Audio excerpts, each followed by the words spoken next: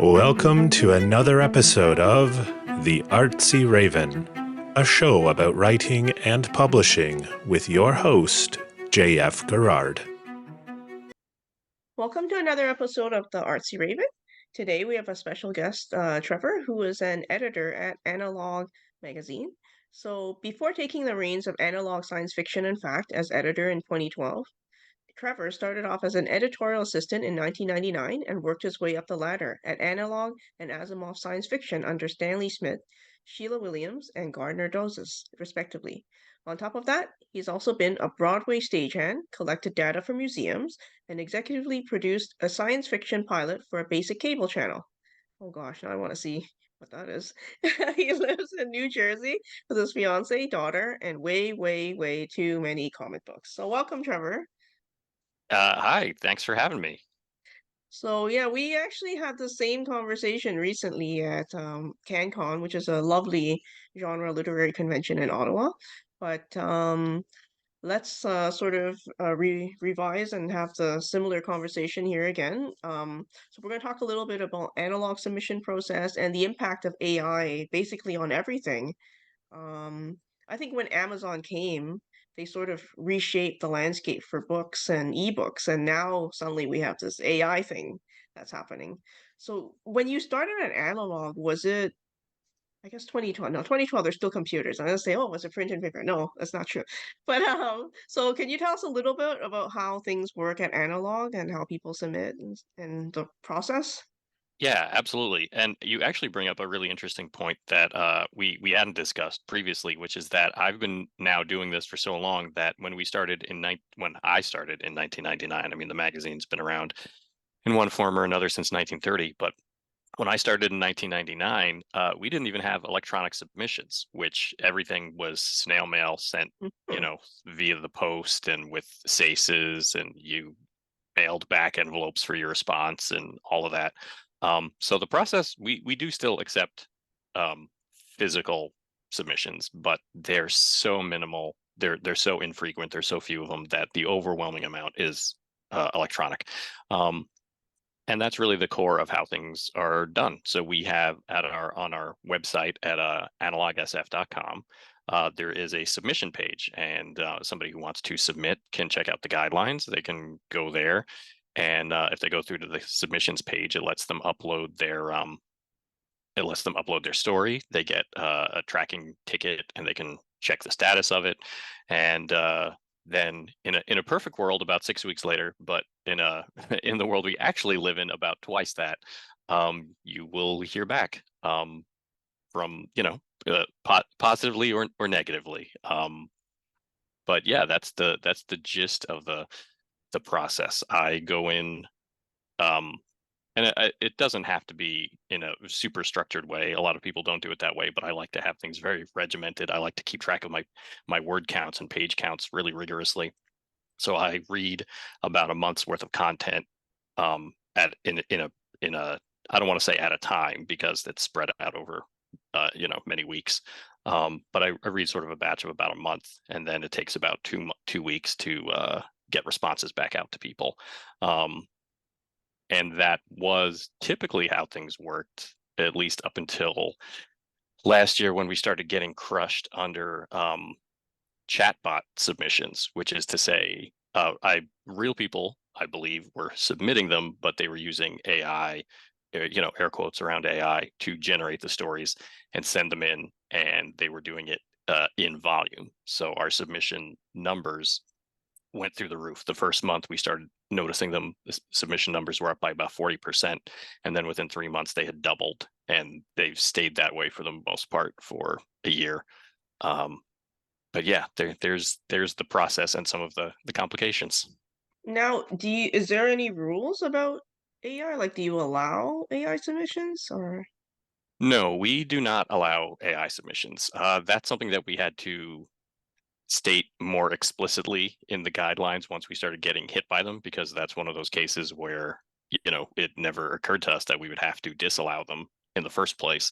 But clearly that became the case, because there's really the legality is very murky as to whether that's even something that you can hold a copyright on.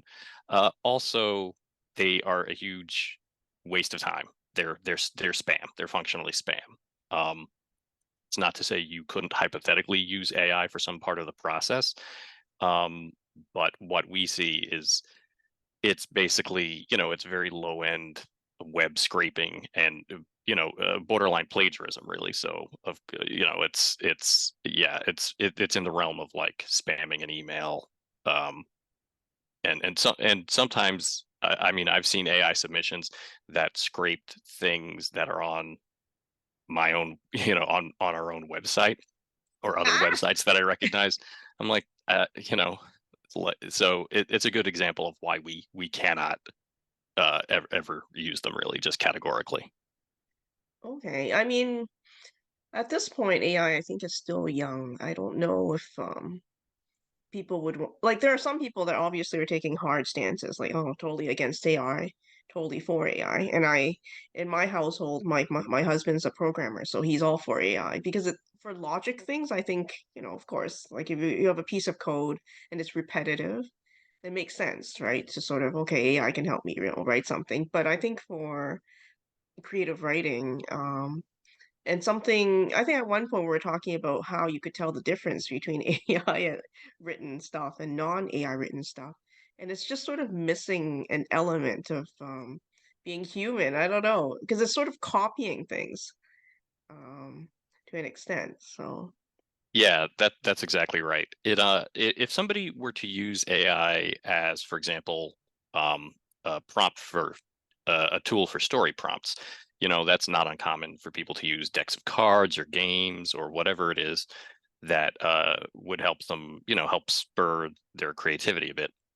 And if you used AI for that, no one would ever be able to tell because the actual writing was still coming from your mind and through your hands. But the stuff that is genuinely AI generated is extremely rote, extremely predictable. There's very little variety, and I mean, again, you don't want to lay down any absolute because that's a surefire way to seem, to be on record as being wrong in 5 years. But there are just some things that, at least as of now, it simply can't do, and it makes it very easy to detect it pretty quickly. So again, you'll see definite patterns across many, many, many submissions. It also is very, it can show but not, or no, actually, I'm sorry, I got that backwards. It can tell but not show. So if you ask it to write you something about X topic, it can say, uh, you know, um, little Johnny was very brave and everyone loved him, but it would never actually be able to describe what that bravery looked like, or people's affection without directly saying those words. So it can't do anything via implication. Anything where the reader would have to read between the lines to understand what's really going on, the AI can't handle. yeah, like you said, you see the same things over and over again because it's sort of drawing from the same sources that are available. So it's sort of copying the same plot lines and whatnot. And oh gosh. Right. But yeah, I mean, I was sort of reading an article in the New York Times about this, and the publishers are, saying, but the problem, I guess, is because there's so much saturation in the market is, do the readers find it acceptable even though it's written by AI? It's the discoverability, I guess, at the end of the day, and the marketing of something, right? Yeah. And I think readers are getting savvier in that regard. I think people are getting very good at picking out AI generated content in whatever it is they engage with. So people who are attuned to visual art can pick out AI created stuff pretty quickly. People who read a lot of articles you can see that they begin to speak in a very circular fashion very quickly. Um, and I think people who read fiction, if they came across AI, they might at first think, wow, this is just terrible. But pretty quickly, maybe the second or third time they saw it, they would go, oh, this is terrible in the exact same way as that other thing I saw that was really bad. And I think they would put two and two together pretty quickly. Okay, now we've said a lot of negative things about AI. Let's try to let's focus on the Yeah, positive. Like, can AI help us? Can it help you as an editor, do you think, one day? I would like to think so. I would love. I mean, it would have to have a different capacity. I'd have to approach it from a different angle from how it's working now. I wouldn't say I'm negative. I'm negative. I mean, I am negative about the way that AI surfaces that I interact with it, but I don't think it's limited to that. I think if it comes in other forms, it could probably be quite positive, and I would love to be able to take advantage of that potentially.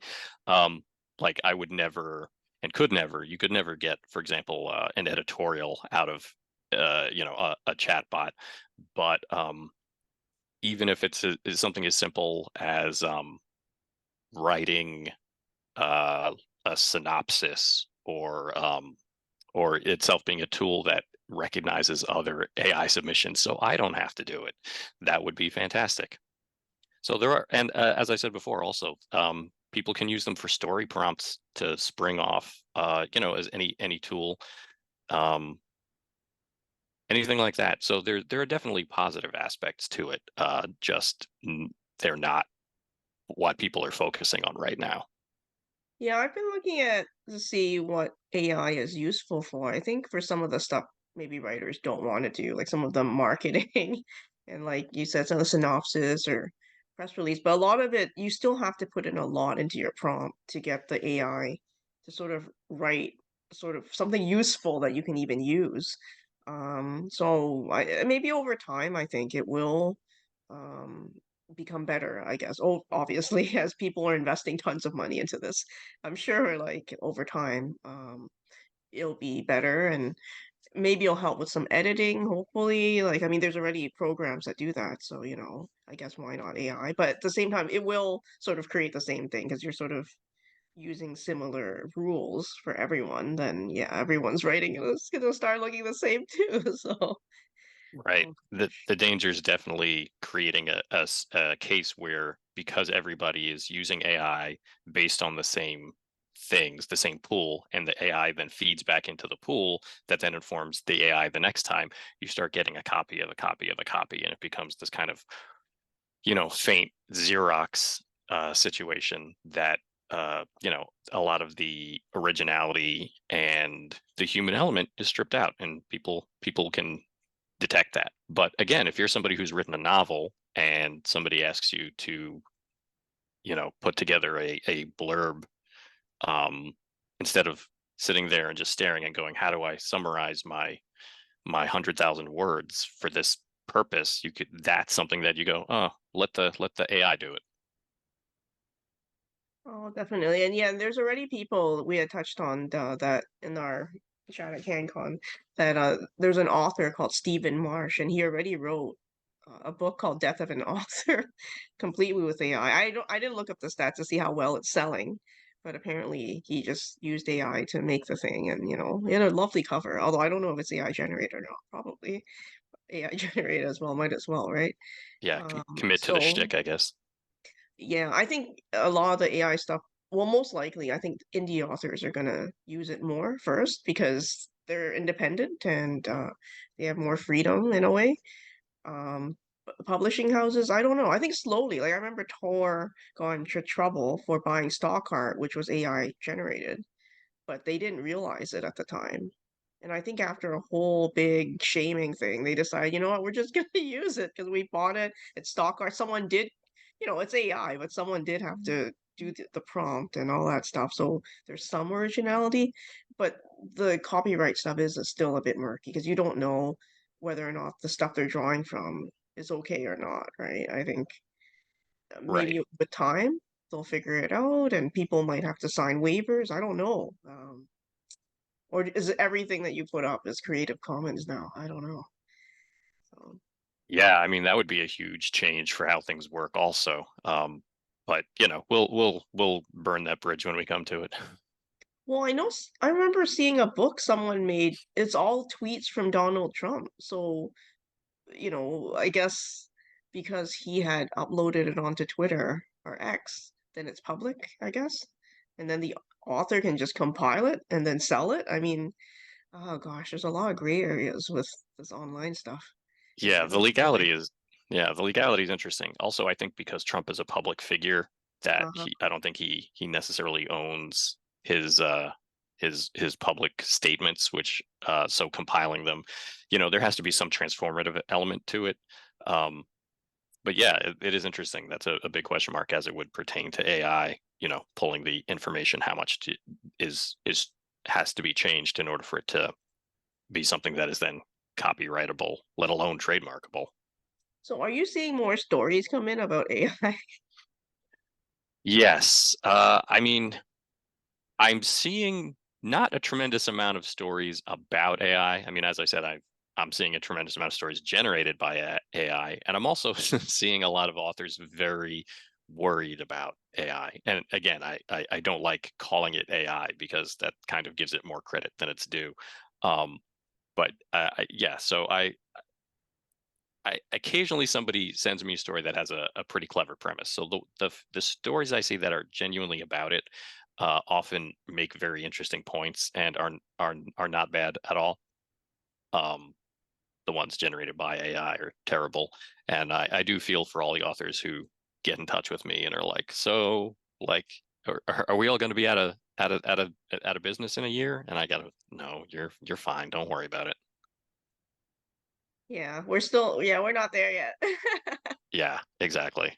It's going to be like a lot of things that people associate with the future and embrace eagerly when they hear the descriptor of things like virtual reality or AI or whatever it is.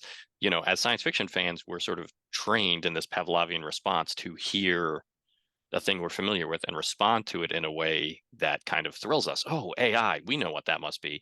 Oh, virtual reality. But a lot of these things, even when there's progress, it's not where the version we imagine is. And sometimes that disconnect it causes people a lot of concern and panic, but I don't think they need to. Yeah, I sort of was following on and off with the writer's strike in Hollywood. Is it still on? It's still on, right? Like because yeah, there's a lot of worry.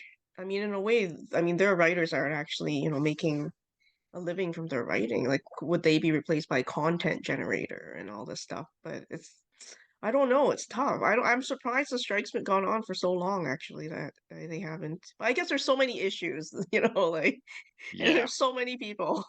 But still, oh gosh. Um, I guess in a way they're sort of going to they're going to be the leaders in a way, right? Like they're going to demand their copyrights, demand to be fairly compensated, and that'll sort of help the rest of the other writers that don't have as much power when it comes to creating, right? Yeah, exactly, for sure. That's the benefit of unions, even if you're not a member of one, that it can still have a very positive trickle down effect by setting the standard of what people will accept and what they won't. Okay. I guess in the future, what do you think will happen? Oh gosh. I mean, I see AI being used as a tool for now, for people and for writers eventually, because seems like if you're writing and other people are using this AI to help them write the story, like with story prompts, and you're not, I don't know, like would someone fall behind if they're not using it? I guess it depends on how creative they are in the first place, right? Yeah, it's a big question mark because everybody has a different process. Certainly, if you look at people who outline rigorously and really plan what they're writing, and other people who do it more organically. Um, it depends on the person. There's no one method that's better than another, and I think whether somebody chooses to use AI is going to depend on what they get out of it and what their own process is like. For some people, it's more, I don't want to say mechanical, but it's more of a workman-like thing where you can approach it in a very serious way as work.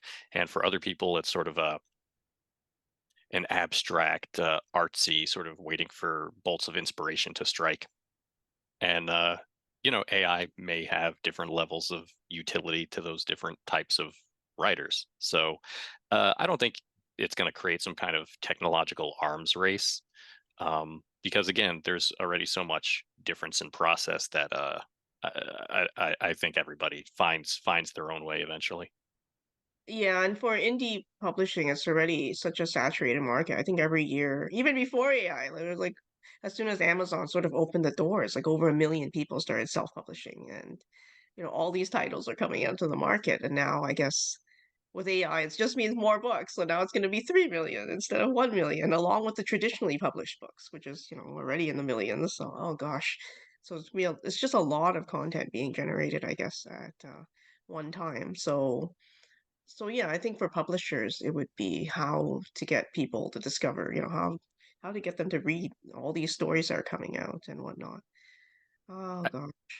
I think that's the value of, and this is a really annoying like business phrase, but that's the value of building your brand, is that when you make yourself known for putting out certain types of content, people can then trust your, seal of quality, whatever it may be. That they know that whatever your angle, whatever your market, whatever sort of material you like to put out, that they can rely on you to do that with some some leeway and some variety and surprises.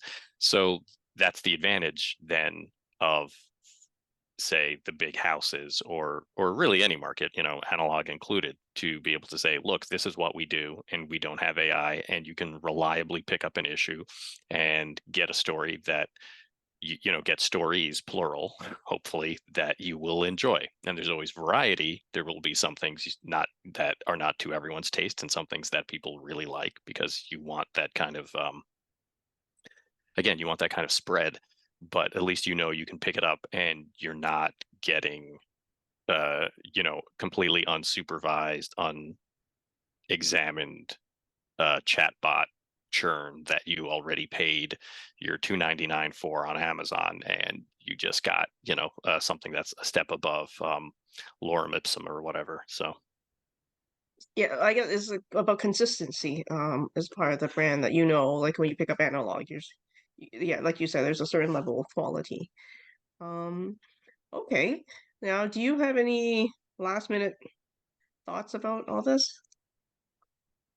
um it, I don't want to say I worry, but I again, I don't want to come off as too negative. It is something that can be frustrating in dealing with on the day to day, and I think there is a danger in people um over expecting from it, without thinking about the potential downsides. But I definitely think that over time, people will be able to see the reality of the situation, and things will calm down, and the hype will dissipate a little bit, and people will figure out practical ways to use it. And I think then we will all be better off. Yeah, I think like with any new technology, I'm thinking very simply like the ATM machines. I remember my parents were so against it when it came out. Actually, I don't think they ever really used it. But when it came out, I was like, "Oh my God, they're taking away jobs and stuff like that." But at the end of the day, there's still bank tellers now because it can't handle all the transactions. So over time, things will incorporate into our life, and then we'll just figure out how things go, right? I think, yeah, I mean, my child is very lazy when it comes to writing essays, so I'm sure they'll use AI to help them. It'll be better than I wrote an essay there. So, Yeah, so hopefully yeah, it'll book spark their creativity. yeah, book reports are always a problem. So it's can't blame that one on the AI. Well, thank you very much for taking time to talk to us. And yeah, and everyone should look up Analog for some great stories. Absolutely, my pleasure. And thank you again for having me. For more upcoming episodes of the Artsy Raven about writing and publishing, visit us at jfgarrard.com/arpodcast. A reminder to Patreon subscribers that there is bonus content available for every episode on the Patreon website. If you enjoyed the show, you can show your appreciation by buying us some digital coffee.